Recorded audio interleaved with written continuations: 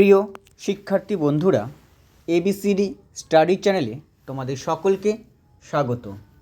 তোমাদের মধ্যে এবছর যারা উচ্চ মাধ্যমিক পরীক্ষা দেবে তাদের জন্য এই ভিডিওটি খুবই গুরুত্বপূর্ণ হতে চলেছে, কারণ এই ভিডিওতে আমরা উচ্চ মাধ্যমিক আর্টসের রাষ্ট্রবিজ্ঞান বিষয়ের 40 মার্কের খুবই গুরুত্বপূর্ণ একটি সাজেশন দিতে চলেছি, যেই প্রশ্নগুলি বিভিন্ন টেস্ট পেপারের বিভিন্ন সেটে বারবার এসেছে। প্রিয় শিক্ষার্থী বন্ধুরা, আশা করি এই কয়েকটি প্রশ্ন ও তার উত্তরগুলি তোমরা যদি ঠিকঠাক মতো পড়ে যাও, আশা করি এখান থেকে তোমরা 40-এ 40 কমন পাবেই। এমন কিছু প্রশ্ন রয়েছে এই সাজেশনে যেই প্রশ্নগুলি টেস্ট পেপারের প্রায় প্রত্যেকটি সেটে রয়েছে। তাই বন্ধুরা, এই ভিডিওটি স্কিপ না করে তোমরা পুরো ভিডিওটি দেখো এবং সবগুলি প্রশ্নের উত্তর ঠিকমতো আয়ত্ত করো।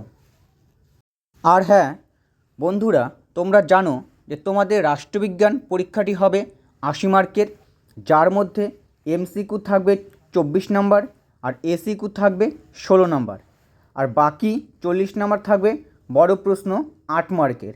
সেখানে তোমাদের 5টি প্রশ্নের উত্তর লিখতে হবে 5x8 অর্থাৎ 40 মার্কের।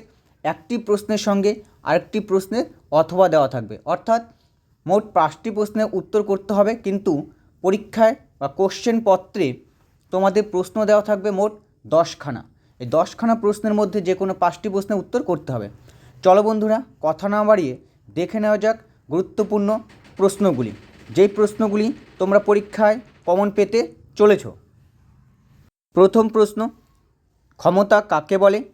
ক্ষমতার মূল উপাদানগুলি সংক্ষেপে আলোচনা করো। ভেরি ইম্পর্টেন্ট প্রশ্ন। 2 নম্বর প্রশ্ন, উদারনীতিবাদ কাকে বলে? উদারনীতিবাদের মূল বৈশিষ্ট্যগুলি আলোচনা করো। এই দুটি প্রশ্ন প্রায় টেস্ট পেপারের প্রত্যেকটি সেটেই রয়েছে। তাই বন্ধুরা, এই প্রশ্ন দুটির উত্তর তোমরা খুব ভালোভাবে আয়ত্ত করবে।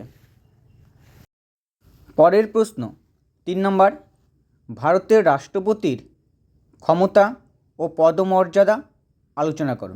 ভেরি ইম্পর্টেন্ট প্রশ্ন। 4 নম্বর প্রশ্ন, ভারতের অঙ্গরাজ্যের মুখ্যমন্ত্রীর ক্ষমতা ও পদমর্যাদা আলোচনা করো।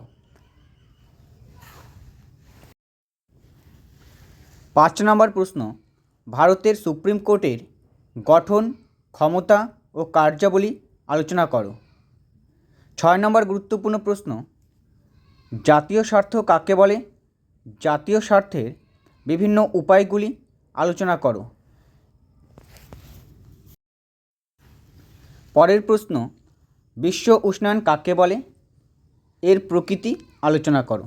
অথবা দিয়ে প্রশ্নটা এভাবেও ঘুরিয়ে আসতে পারে, বিশ্ব উষ্ণায়ন কাকে বলে? বিশ্ব উষ্ণায়নের কুফল ও সুফল আলোচনা করো। যেভাবেই আসুক উত্তর এটাই হবে। পরের গুরুত্বপূর্ণ প্রশ্নটি হলো, ভারতীয় পার্লামেন্টের ক্ষমতা ও কার্যাবলী আলোচনা করো। ভেরি ইম্পর্টেন্ট প্রশ্ন।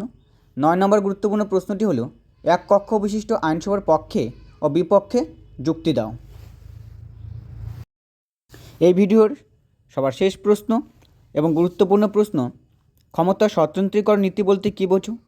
পূর্ণ ক্ষমতা স্বতন্ত্রীকরণ নীতি সম্ভব নয়, কাম্য নয়, ব্যাখ্যা করো। এই 10টি প্রশ্ন পড়লেই আশা করি বন্ধুরা তোমরা সবকটি প্রশ্নই কমন পাবে। বন্ধুরা, আলোচনাটি কেমন লাগলো কমেন্টে জানাও। যদি আলোচনাটি ভালো লাগে, ভিডিওটি ভালো লাগে, তাহলে তোমাদের প্রিয় চ্যানেল এবিসিডি স্টাডি চ্যানেলটি সাবস্ক্রাইব করো। ধন্যবাদ।